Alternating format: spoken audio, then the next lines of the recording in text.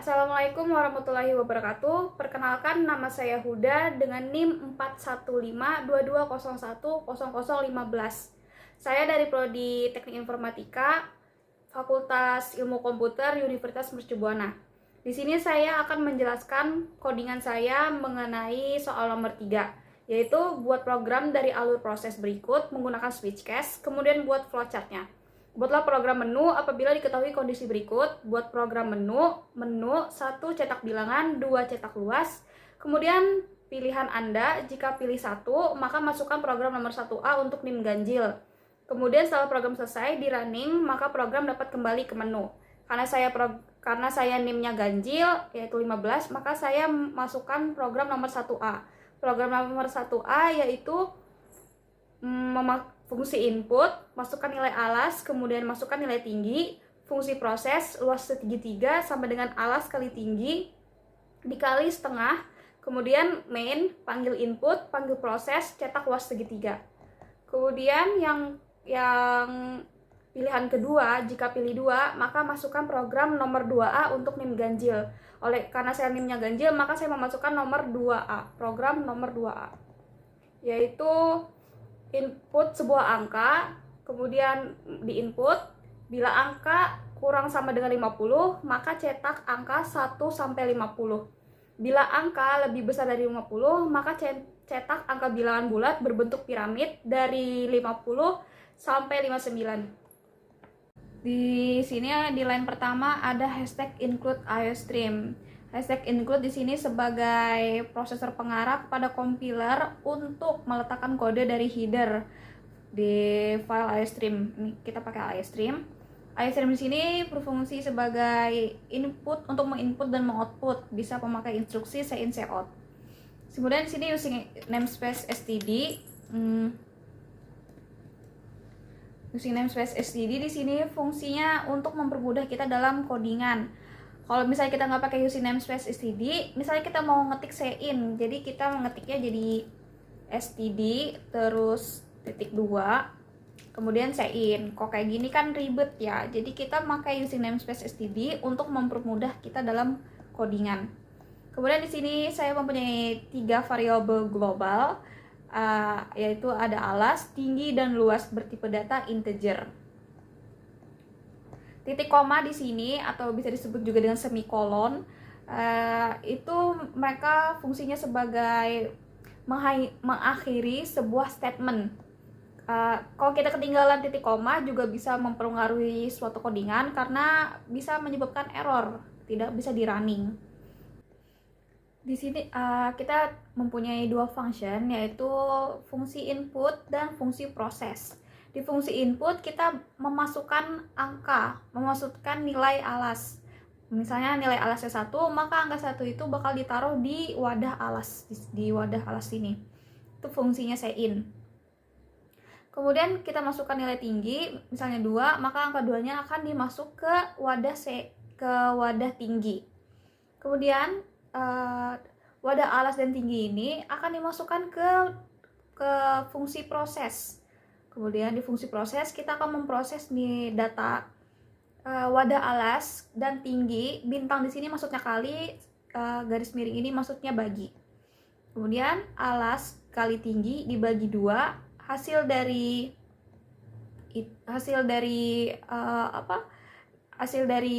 proses ini bakal dimasuk ke wadah luas. Kita akan mulai masuk ke program utamanya atau codingan utamanya. Di codingan utama kita mempunyai 4 variabel, yaitu ada menu, ganjil, dan genap bertipe datakan integer, kemudian variabel ulang bertipe datakan string. Kemudian kita akan mulai membuat menu. Di buat menu kita out menu, kemudian handle ini fungsinya untuk menspasi, untuk enter, jadi dia ke bawah. Kalau di run atau di keluar outputnya bakal ke bawah. Jadi menu kita kasih ini biar cantik, kemudian kita beri angka 1 luas segitiga, 2 bilangan bulat. Kemudian kita out lagi ini, kemudian kita masukkan nomor menu, bisa 1 atau 2, atau juga kalau misalnya 3, kalau 3 dia akan larinya ke default. Ini membuat menu ini akan berpengaruh kepada Squidcast. Jadi kalau mau bikin Squidcast, kita bikin menunya dulu atau pilihan. Ya, pilihan. Squidcast tuh kayak pilihan. Jadi kalau misalnya kita masuk pilih satu, maka bakal masuk ke cast 1 gitu. Kita masukkan nomor menu, terus kita panggil hasil inputan dari nomor menu bakal ditaruh di wadah menu yang bertipe datakan integer. Makanya kita taruh di sini variabel menu. Begitu. Kita mulai masuk ke program switch cache. Di switch kita masukin di sini yang menu karena kita mau switch cache menu. Di switch menu kita ada default, cache 1 dan cache 2. Jadi kalau misalnya dimasukkan nomor menu kita masukinnya angka 3, dia akan lari ke default. Kenapa? Karena tidak termasuk cache 1 dan juga tidak termasuk cache 2. Kalau kita masukin angka 3, maka outputannya akan menu yang Anda pilih tidak ada. Kemudian di break. Break ini fungsinya itu sebagai stop jika perintah yang diberikan sudah cukup untuk cache tersebut. Kemudian apabila kita masukinnya angka 1, dia akan lari ke cache 1 sini. Cache 1 yang ini. Jadi di cache 1 ini kita cukup manggil function input dan function process. Kemudian cout-nya luas segitiga adalah ini, kita manggil variabel global yang di atas tadi, yang ini.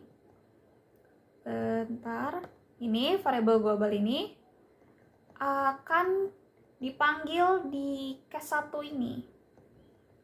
Kemudian jika udah dipanggil akan keluar di sini outputannya. Kemudian cout handle itu biar dia enter ke bawah gitu. Kemudian break. Jika A lebih kecil sama dengan 50, maka dia akan masuk ke program yang ini. Masuk ke if. Di if ini kita ada integer. Ada variabel x dengan tipe data integer. X-nya kita udah diberi nilainya dari angka 1. Kenapa? Karena kita mau cetak dari angka 1 sampai angka 50. Jadi kita do. Ini kita pakai do while. Loopingnya do while. Kita cetak ini untuk memberi spasi. Ini spasi. Jadi dia dicetaknya nggak ada PT-PTan. Jadi 1 ada spasi 2, spasi 3. Ini buat manggil. Jadi ini fungsinya nih buat manggil variabel x. Jadi dia di sini. Kemudian ini x++.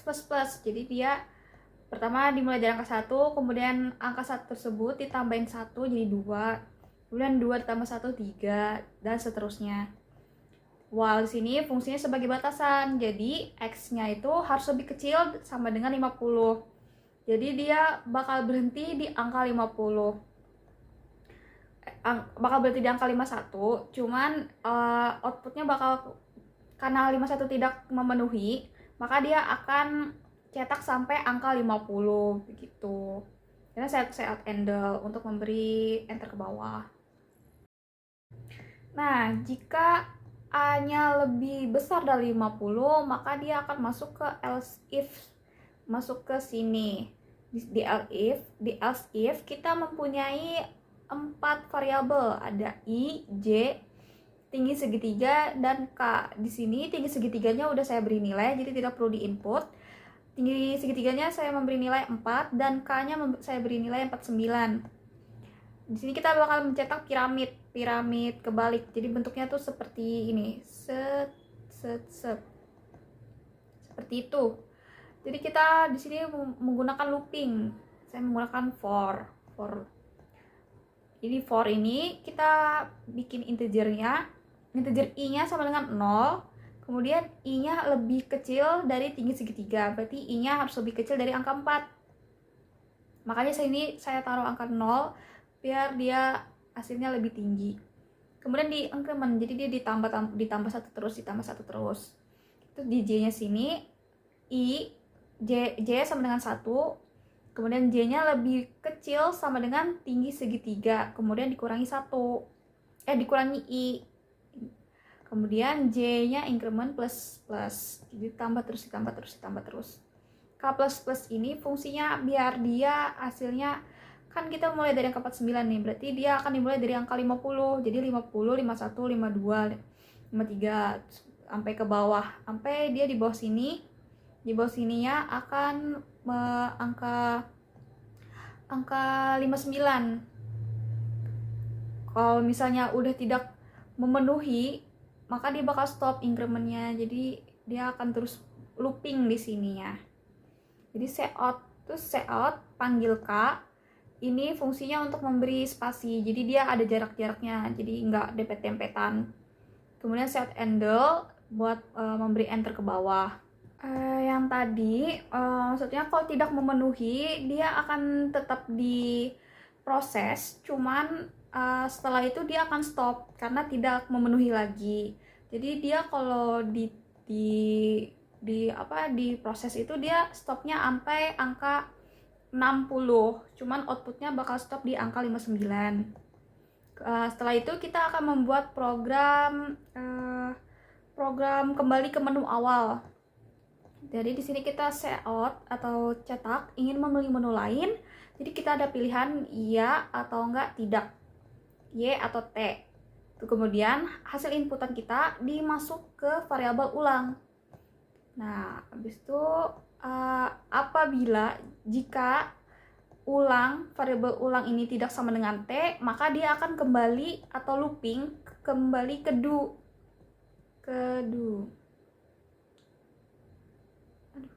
Ke sini. Maka dia akan balik lagi ke sini. Dia akan looping balik lagi ke sini. Nah, jika dia inputnya T atau tidak, maka dia akan cetak terima kasih dan program pun selesai begitu. Jadi itu merupakan penjelasan dari codingan saya. Sekarang kita akan mencoba untuk merun atau melihat outputannya. Kita lihat. Pertama-tama di sini kita akan dimulai dengan menu. Outputnya menu 1 luas segitiga, 2 bilangan bulat. Kemudian disuruh masukkan nomor menu. Kita pilih misalnya nomor 3. Nomor 3 dia akan masuk ke menu yang Anda pilih tidak ada. Kenapa? Karena cache-nya cuma terdapat cache 1 dan cache 2. Maka dari itu outputnya ke default kalau kita milih angka 3.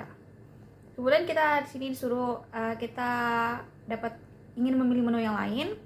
Ada pilihan ya atau tidak, Y atau T. Kita pilih ya. Maka dia akan balik lagi ke do. Do akan memproses ulang ini, kan balik lagi ke menu awal. Itu fungsi do while yang tadi. Jadi masukkan nomor menu, kita pilih nomor 1. Masuk nomor 1 berarti dia masuk ke cache yang pertama. Cache pertama itu manggil fungsi input dan fungsi proses. Di fungsi input kita disuruh masukin nilai alas. Soal nilai alasnya 3, nilai tingginya 6. Berarti luas segitiganya adalah 9 karena di prosesnya 3 dikali 6 kemudian dibagi 2. Ingin memilih menu yang lain, kita pilih Y. Kemudian sekarang kita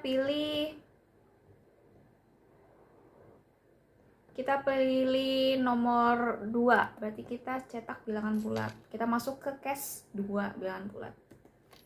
Masukkan angka.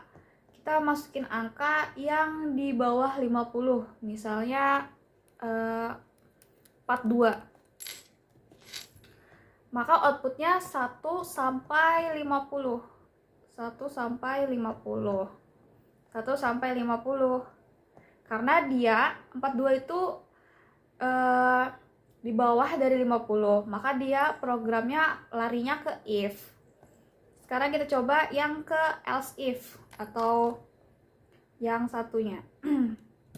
Kita pilih Y, masukin nomor 2, masukin angka yang lebih besar dari 50. Kita ambil contoh 56. Maka dia akan cetak piramida karena angka 56 itu lebih besar dari 50. Jadi dia larinya ke else if. Kemudian kita suruh pilih lagi ingin menu yang lain. Kita pilih T atau tidak. Maka outputnya terima kasih. Kenapa? Kalau T dia masuknya langsung ke akhir karena dia bukan balik ke while. Jadi kan while tadi itu tidak sama dengan T, berarti Y. Kalau Y berarti dia balik lagi ke do, looping ke do, berarti masuk lagi ke menu. Kalau T berarti dia langsung output terima kasih dan program pun selesai. Seperti itu. Cukup sampai sini penjelasan dari saya. Kurang lebihnya mohon maaf jika ada penjelasan yang kurang tepat. Mohon bimbingannya kembali. Wassalamualaikum warahmatullahi wabarakatuh.